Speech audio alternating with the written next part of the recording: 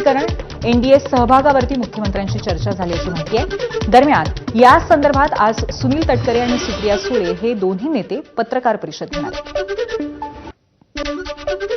दरम्यान या भेटीवरती जयंत पाटलांनी एबीपी माझाला स्पष्टीकरण दिलंय। तटकरे आणि प्रफुल्ल पटेलांसोबत बैठक झाली नाही। इस्लामपूर नगरपालिकेचा नगराध्यक्ष अपात्र ठरवल्यामुळे मुख्यमंत्र्यांची भेट घेतल्याची माहिती जयंत पाटलांनी एबीपी माझाला दिली आहे। प्रफुल्ल पटेल आणि सुनील तटकरे यांच्याशी माझी कधी भेट झाली नाही। अजितदादांच्या निधनानंतर अशी कोणतीही चर्चा कोणावरही आमची झाली नाही। त्यामुळे ती थांबली आहे हा शब्द वापरण्याची गरज नाही, कारण चर्चाच सुरू झालेली नाही ना। म्हणजे सुरू होतं ते थांबतं, त्यामुळे दादांच्या निधनानंतर सीन वेगळा आहे। मुख्यमंत्री फडणवीसांसोबत प्रफुल्ल पटेल आणि सुनील तटकरे यांच्या भेटीनंतर सुनेत्रा पवार यांनी राष्ट्रवादी नेत्यांची तातडीची बैठक घेतली।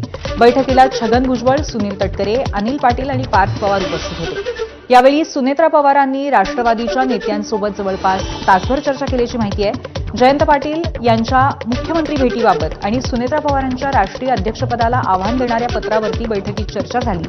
जयंत पाटील पक्षात आल्यास मंत्रिपदाचं वाटप कसं करायचं यावरही चर्चा झाल्याची माहिती सूत्रांनी दिली आहे। मुंबईच्या चेंबूरमधल्या दुर्घटनेमध्ये निष्पाप चिमुकला विहान श्रीवास्तवचा जीव गेल्यानंतर राजकीय वातावरण तापलंय। भाजप आमदार अमित साटम यांनी मुंबई महापालिकेच्या कारभारावरती तीव्र शब्दात टीका केली आहे। विहानचा जीव नेमका कुणामुळे गेला, याला जबाबदार कोण, असा सवाल करत त्यांनी सोशल मीडियावरती प्रश्न उभा केलाय। मुंबईच्या चेंबूरमध्ये झाड कोसळून 11 वर्षाच्या विद्यार्थी विहान श्रीवास्तवचा दुर्दैवी मृत्यू झाला होता। या प्रकरणाचा चौकशी अहवाल सादर झाला आणि यामध्ये संबंधित पालिका अधिकाऱ्यांना क्लीन चिट देण्यात आली आहे। त्यामुळे श्रीवास्तव कुटुंबियांनी नाराजी व्यक्त करत पुन्हा चौकशी न झाल्यास न्यायालयामध्ये जाण्याचा इशारा दिलाय। स्थानिक आमदार तुकाराम काते आणि नगरसेविका समृद्धी काते यांनीही या अहवालावरती नाराजी व्यक्त केली आहे आणि कुटुंबियांच्या पाठीशी उभे असल्याचं सांगितलं। तर म्हणजे हा अन्यायकारक जो निर्णय दिलेला आहे, म्हणजे तमडी बचाव आपण हिंदीमध्ये बोलतो ना, तसं की केलंय महानगरपालिकेच्या अधिकाऱ्यांनी आणि आता त्या कॉन्ट्रॅक्टरवरती घालतायत ते। जेव्हा अगर चुका कॉन्ट्रॅक्टर करते त्या मागे अधिकाऱ्यांची पण चुकी असते आणि असं हे क्लिअर चिट दिली आहे त्यांना की बाबा त्यांचा काहीच दोष नाही, ह्याच्यामध्ये हे खूप चुकीचं आहे, कारण त्यांच्या हलगर्जीपणामुळेच आज एकाचा जीव गेलेला आहे। पिंपरी चिंचवडमध्ये एबीपी माझाच्या बातमीचा इम्पॅक्ट पाहायला मिळतोय। मोशी दुर्घटनेमध्ये पालिका आयुक्तांनी विजय सूर्यवंशींनी मोठी कारवाई केलेली आहे। पर्यावरण विभागाचे प्रमुख संजय कुलकर्णी आणि कार्यकारी अभियंता योगेश आल्हाट यांचं निलंबन करण्यात आलंय। मात्र पालिका या दोन्ही अधिकाऱ्यांवरती सदोष मनुष्यवधाचा गुन्हा दाखल करणार नाही असं आयुक्तांनी म्हटलंय। त्यामुळे आयुक्तांनी 2 अधिकाऱ्यांना गुन्ह्यापासून अभय दिल्याचंही बोललं जातंय। आता या दोघांना आपण जबाबदार धरून निष्काळजीपणा आपण त्यांच्यावर जे आरोप ठेवले होते त्याचं उत्तर त्यांनी काल दिलं, परंतु ते आम्हाला असमर्थनीय वाटलं। ते सर्व खुलासा आम्ही त्यांचा अमान्य केला आणि म्हणून त्या दोघांना सेवेतून निलंबित करण्यात आलेलं आहे। 24 तास त्यांनी तिथे राहणं अपेक्षित आहे आणि म्हणून आपण कंपनीवरती ह्या सर्व बाबीचा गुन्हा दाखल करावा, मनुष्यवधाचा गुन्हा दाखल करावा म्हणून पोलिसांना विनंती केली होती आणि त्यांनी गुन्हा दाखल करून त्या दोघांना जे प्लांट हेड आहेत त्यांना ताब्यात घेतलेलं आहे।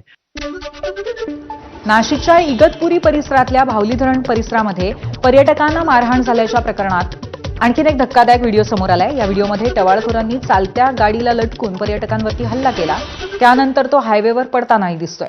हा सगळा थरार नाशिक मुंबई आग्रा महामार्गावरती घडला आणि हा व्हिडिओ रस्त्यावरील नागरिकांनी मोबाईलमध्ये चित्रित केलाय। या प्रकरणामध्ये पोलिसांनी आतापर्यंत 9 ते 10 जणांना अटक केली आहे आणि इतर आरोपींचा शोध सुरू आहे।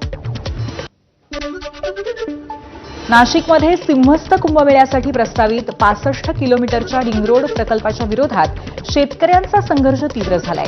योग्य मोबदला आणि रिंग रोडचा मार्ग बदलण्याच्या मागणीसाठी सुरू असलेल्या आंदोलनाला आजपासून आमरण उपोषणाचं रूप देण्यात आलंय।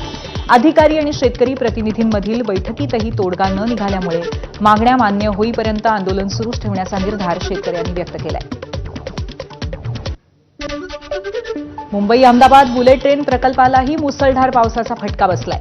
दिवा भिवंडी दरम्यान उल्हास नदीवरती बांधकाम साहित्याच्या वाहतुकीसाठी उभारलेला तात्पुरता लोखंडी पूल वाहून गेलाय। याच ठिकाणी बुलेट ट्रेनचा मुख्य पूल होणार आहे. मात्र बांधकाम साहित्याची ने-आण करण्यासाठी बांधलेला पूल वाहून गेल्यामुळे मुख्य पुलाच्या उभारणीला विलंब होण्याची शक्यता आहे. दरम्यान आता मुख्य पुलाच्या निर्मितीसाठी पुन्हा एकदा हा कच्चा पूल भरावा लागेल. त्यानंतरच मोठ्या पुलाची निर्मिती शक्य आहे. पूल वाहून गेला तेव्हा तिथे कुणीही उपस्थित नव्हतं, त्यामुळे सुदैवाने जीवितहानी झालेली नाही. मुंबईमध्ये 7ही धरणांमधला पाणीसाठा समाधानकारक पातळीवर पोहोचेपर्यंत महानगरपालिकेने लागू केलेली 10% पाणी कपात कायम राहणार आहे. सध्या ही कपात मागे घेण्याबद्दल कोणताही निर्णय घेण्यात आलेला नाहीये. धरणांमधील पाणीसाठ्यामध्ये लक्षणीय वाढ झाल्यानंतरच या निर्णयाचा फेर आढावा घेतला जाईल.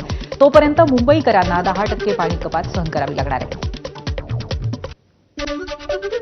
एल निनोच्या प्रभावामुळे यंदा समाधानकारक पाऊस न पडल्यामुळे भंडाऱ्यातील भात उत्पादक शेतकरी अडचणीत सापडलेत. गोसी खुर्द धरणातनं केवळ पिण्यासाठी पाणी सोडण्याचे जिल्हाधिकाऱ्यांचे निर्देश होते. शेतकऱ्यांच्या अडचणी लक्षात घेऊन शिवसेनेने पवनीतील पंप हाऊसवरती जितेंद्र इखार आणि किशोर पंचभाई यांच्या नेतृत्वामध्ये ठिय्या आंदोलन केलं. शेतकऱ्यांच्या मागणीनंतर अखेर धरण प्रशासनाने डाव्या आणि उजव्या कालव्यातनं पाणी सोडायला सुरुवात केली आहे. त्यामुळे पवनीतील शेतकऱ्यांना दिलासा मिळाला. रायगडमध्ये अनेक दिवसांच्या विश्रांतीनंतर पावसाने हजेरी लावली आहे. रायगडमधील कर्जत, खोपोली, खालापूर परिसरामध्ये पावसाच्या सरी कोसळल्या. रायगड जिल्ह्यामध्ये पूर ओसरल्यानंतर उघडीप झाली होती. अखेर आज उत्तर रायगडसह दक्षिण रायगडमध्ये पावसाच्या सरी आल्या. पुण्यातही मुसळधार पावसाने हजेरी लावली आहे. कोथरूड परिसरामध्ये झालेल्या जोरदार सरींमुळे उकाड्यापासून नागरिकांना दिलासा मिळालाय. वातावरणात गारवा निर्माण झालाय. सकाळपासून शहरामध्ये ढगाळ वातावरण होतं, मात्र पुणेकरांना अजूनही दमदार मुसळधार पावसाची प्रतीक्षाच आहे.